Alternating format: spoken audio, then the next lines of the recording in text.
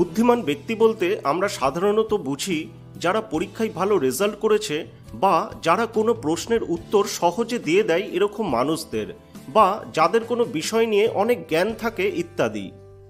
কিন্তু বিভিন্ন রিসার্চ এবং সাইকোলজিস্টদের মতে বুদ্ধিমান মানুষেরা কিছুটা ভিন্ন প্রকৃতির এবং তাদের মধ্যে কিছু কমন বৈশিষ্ট্য দেখা যায়। আজকে বুদ্ধিমান ব্যক্তির এমনি 12টি কমন বৈশিষ্ট্য আপনাদের সঙ্গে শেয়ার করব, যা জানার পর আপনারা নিজেরা বুদ্ধিমান কিনা তা জানতে পারবেন, বা কি কি করলে নিজেরা বুদ্ধিমান হতে পারবেন তা জানতে পারবেন। আর এও জানতে পারবেন যারা নিজেরা নিজেদের বুদ্ধিমান বলে জাহির করে তারা আসলে বুদ্ধিমান না ফেক। তাহলে চলুন শুরু করা যাক। নাম্বার 1, ইনস্যাটিয়েবল কিউরিসিটি বা অতৃপ্ত কৌতূহল। বুদ্ধিমান ব্যক্তিরা খুব কৌতূহলী হয়। তারা যে কোনো বিষয় নিয়ে কৌতূহল প্রকাশ করে, বা তারা যে বিষয়ে কাজ করে তা নিয়ে কৌতূহল থাকার দরুন নিজেই বিভিন্ন প্রশ্নের সম্মুখীন হয়। ফলে তারা সেগুলো জানার জন্য বই পড়ে তাদের সারা লাইফ ধরে, আর তাদের কাজেও দক্ষতা বেড়ে ওঠে, আর তারা সারা জীবন ধরে শিখতে থাকে। শুধু তাই নয়, তারা ওয়ার্ল্ড সম্পর্কেও যথেষ্ট কৌতূহলী।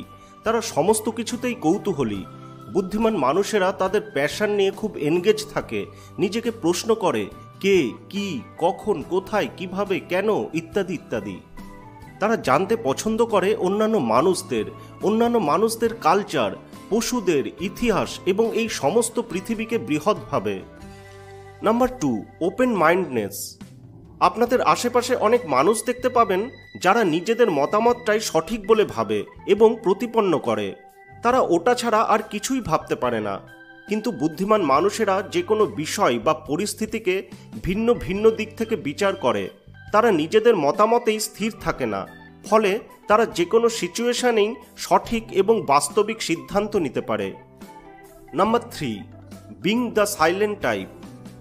যেসব মানুষেরা চুপচাপ থাকতে পছন্দ করে তাদের নিয়ে অনেক মিসকনসেপশন আছে।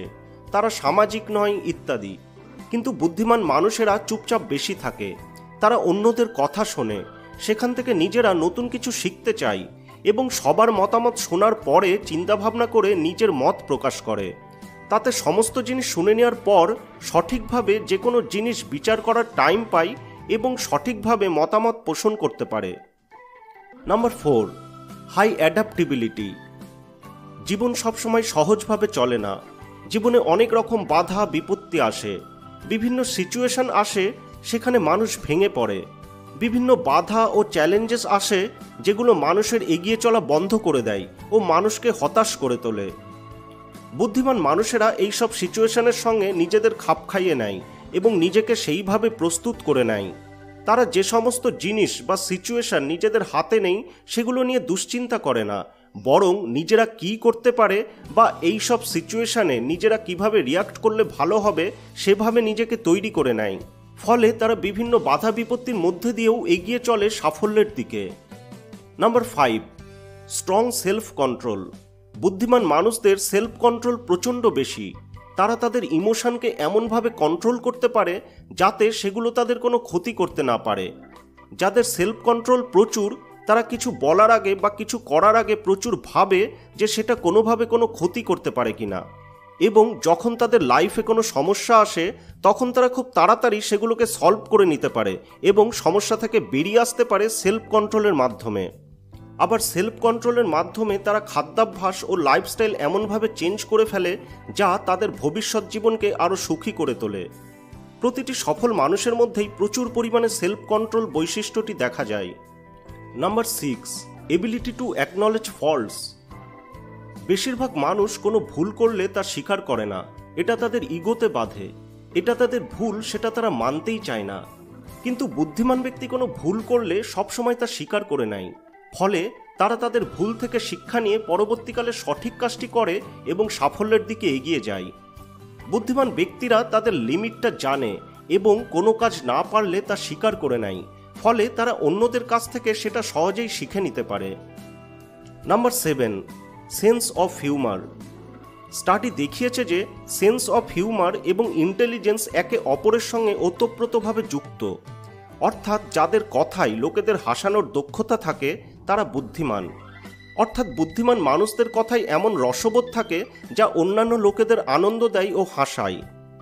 Number 8, high creativity. বুদ্ধিমান মানুষেরা প্রচণ্ড ক্রিয়েটিভ।